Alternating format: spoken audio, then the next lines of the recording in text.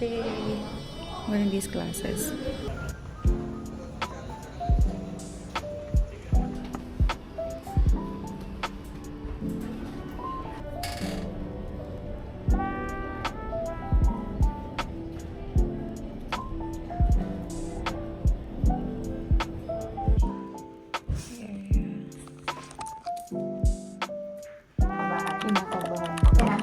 It's okay and it's actually normal na kabahan po, ma'am.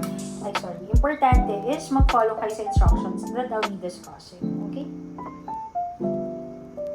Actually, mabilis lang, ma'am, sa loob. Medyo mataas ang pulse rate mo. Galing mo yun.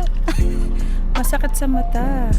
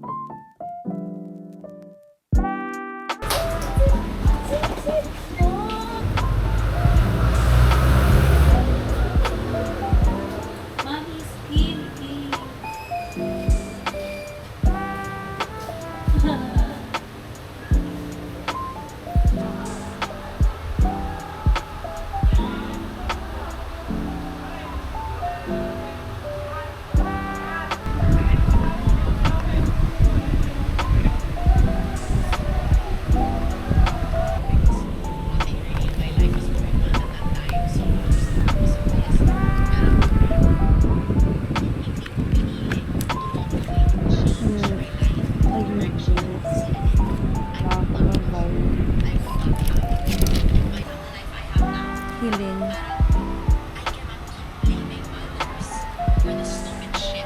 Hindi na lumalabas. Ah!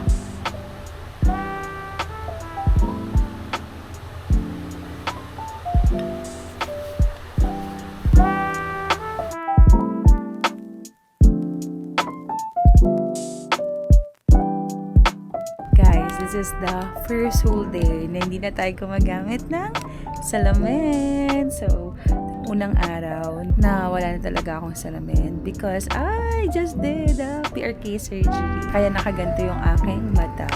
Sobrang sensitive ngayon ng mata ko sa liwanag kasi di ba nag-ano na siya, tinanggal na yung malabong mata. So, eto ay new, ano na siya, malinaw na yung eyes ko. So, kaya hindi ako makapag-gadgets and all. Hindi ako pwedeng manood ng TV pa kasi ang sakit niya sa mata. Sobrang bright kasi naninibago pa yung mata ko. So, ayan, samahan niya ako sa healing process ng ating surgery.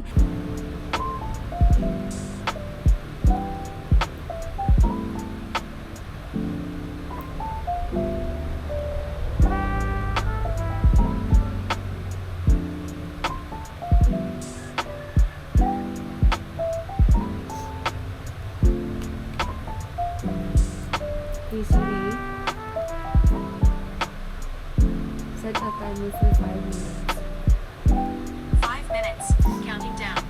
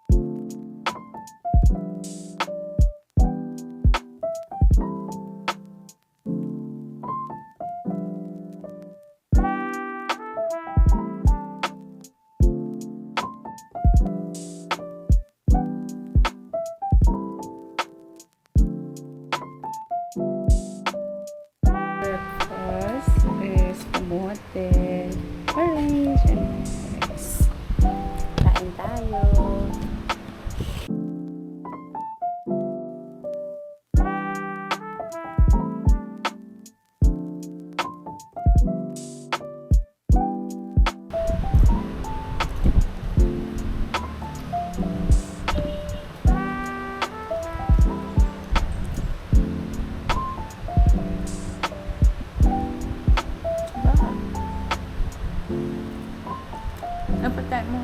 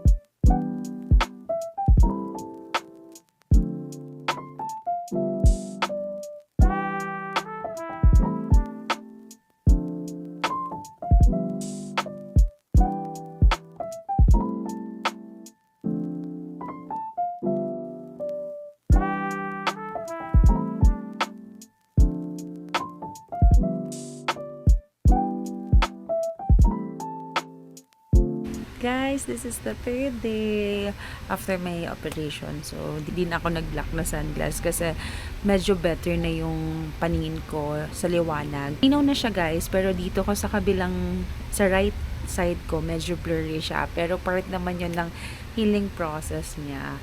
Sabi naman niya sa akin ng nurse is magbo-blur, then lilinaw, magbo-blur, so wag akong mag-worry.